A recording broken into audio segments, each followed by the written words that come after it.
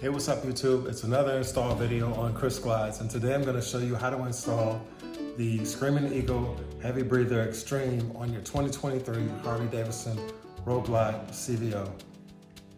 Okay, first things first, Harley-Davidson provides a kit contents checklist in your instructions, and the instructions mainly are just one page.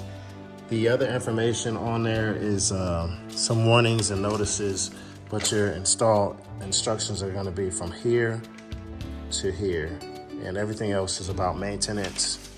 And this is your diagram on the front, and there's nothing on the back. So you basically have a checklist and you have your install instructions.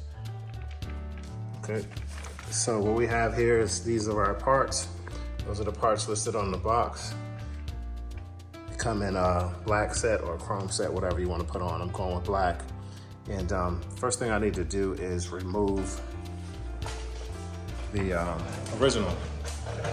And so I'll get into that. But one of the things that I didn't like was this piece here is just Velcro. So hopefully the public doesn't get aware of that and just start pulling these off of people's bikes, or hopefully they don't just fall off. Next, I'm gonna use a 3/16 and go ahead and remove this cover. Right.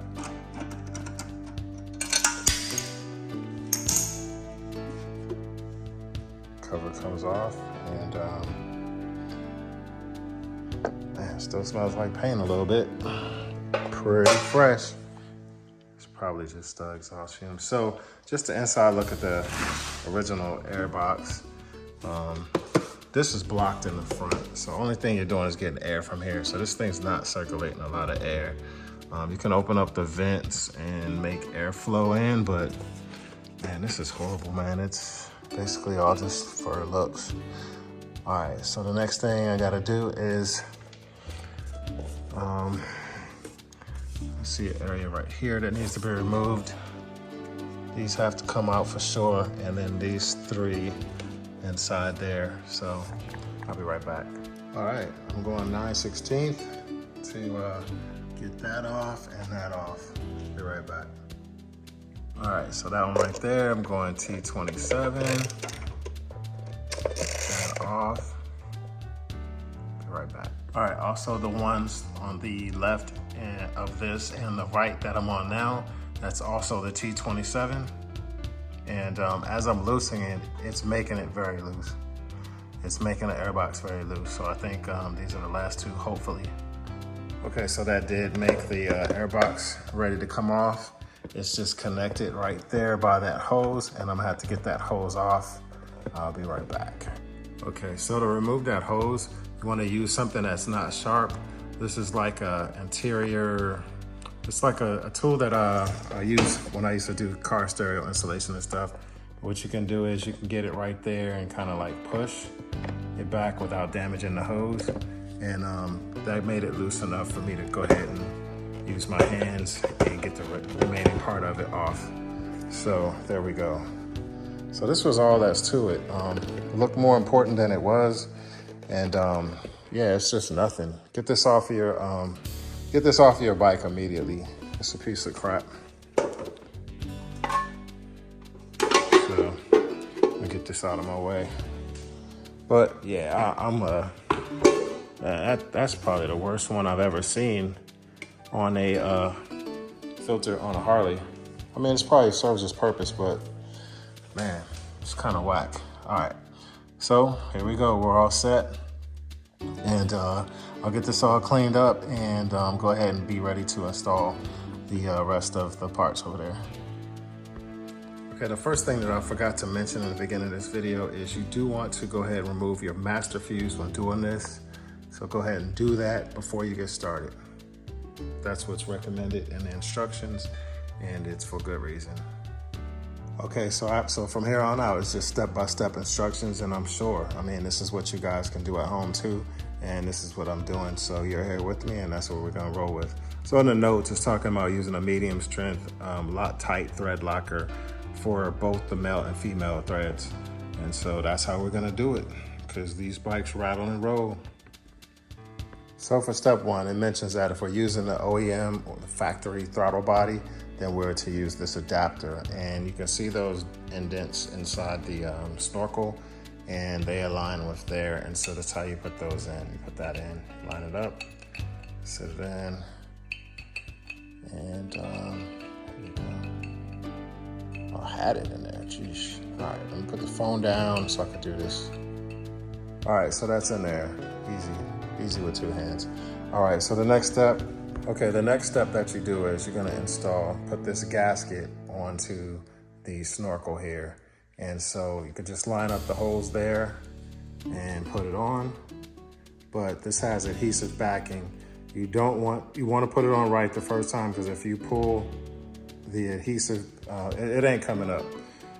You'll need a whole new gasket, and that's gonna be problematic. So I'm putting the phone down for sure, doing this with two hands and taking my time. All right, so we took the strip off, we put this on, nice and easy. What I did was I went with this lip right here first, lined that up, and then lined up the holes, and that's stuck on there. So that is on. Okay, you see that part right there? That's the breather fitting. The next step, we're gonna attach that to the snorkel. So I haven't fully threaded it yet. I am making sure, absolutely sure, that that is threaded correctly, because if you strip it, you mess up this entire part and it's a wrap, and this thing is 600 bucks. So be extra careful, don't force it, make sure it's aligned correct, and I'll be back. Okay, so what I did, once I made sure that the threads were in place properly, I went on and used my 1/2 inch and went on and tightened it on there all the way up until the last thread. And you don't want to push it too far, because it can hit there, and then also you don't want to strip it and push it just too far in. Okay, the next thing you want to do is take your 3 out of your 6 panhead screws, put them onto your onto your snorkel, put blue Loctite on. You're gonna put them on right there. And then once you get them on loose, you're gonna go ahead and tighten them or torque them to 50 to 60 inch-pounds, or 6.2 to 6.8 Newton meters. I'm still on those 3 panhead bolts, and I have it set to 55 inch-pounds. And you can reach that one pretty good in the center of the screen. You can reach this one pretty good, but that one under there, oh my gosh, where is it? Whoops, that one in the center of the screen, it's impossible to reach, man. I tried to use this thing, I tried to use that. The screwdriver worked kinda, sorta, but there's no way I'm gonna be able to torque that thing.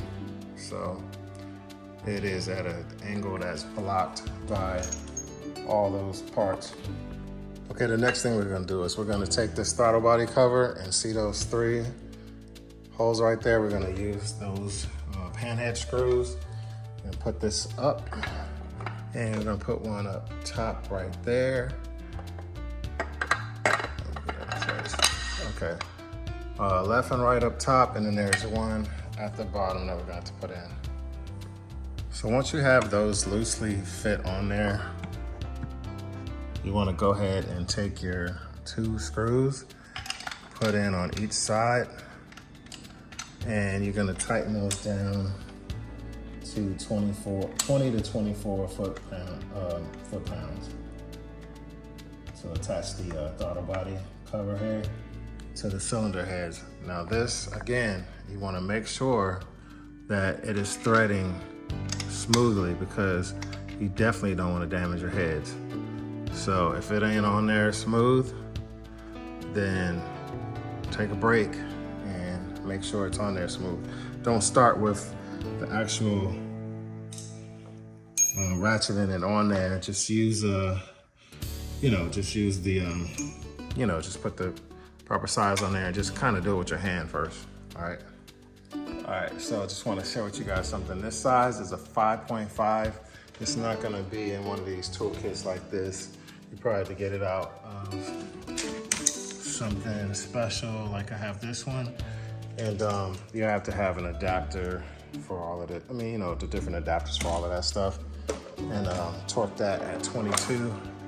and all set. And also, I forgot to mention that that hose that we removed earlier from the airbox, that's gonna go into there. And it was one of the steps where, step one, that OEM throttle body where you insert the throttle body adapter. I think on video I had that upside down or whatever. So put that in the right way and you should be set. So now I just gotta tighten down those three. All right, to reach those, you're gonna have to have like an angle with some of these parts like this. And you can see that's a 5/32. Mine doesn't go in like a magnet, but it stays on. And that's the only way I can get in some of these like bent angles. So it's saying to use, get these to 55 to 60 inch-pounds on there, but I mean, these are in, and this ain't going nowhere because that's torqued down. This is just connecting to here. So I'm gonna put it on tight, and I am not gonna know how many foot-pounds it is, but it'll be on there tight. It's got Loctite on there, it'll be on there tight, but it ain't going nowhere. This stuff has several layers of security for it to be on here. This thing's on there solid. I've never seen an air filter that had this many levels. All right, guys, I'll be back. All right, so on this part, we have made it to the air cleaner. And so there's gonna be 4 holes there. I'm gonna attach to the 4 there. And we're gonna be using those 4 screws right there, bolts. And we'll get that on, be right back. It's saying to put those on at 55 to 60 inch-pounds. All right, so to reach those and to get that tight, I used a 4mm, and 4. And I used the torque wrench at 55. Put those on. They require Loctite, medium strength Loctite. All right, so the last thing that we need to do is put the filters in and put the cover on and tighten it up, and we're finished. So I'm gonna go ahead and do that. Okay, so you wanna put something between your tools and the bike chin spoiler to not scratch up the bike. So this is that same 4mm that I'm using to tighten here. And I'm gonna torque those in a second. I put Loctite on those. And so, I mean, we're pretty much set. I'm just gonna torque those on and that's gonna be it. So I went with this one because, you know, it sticks out. Some people say that these type of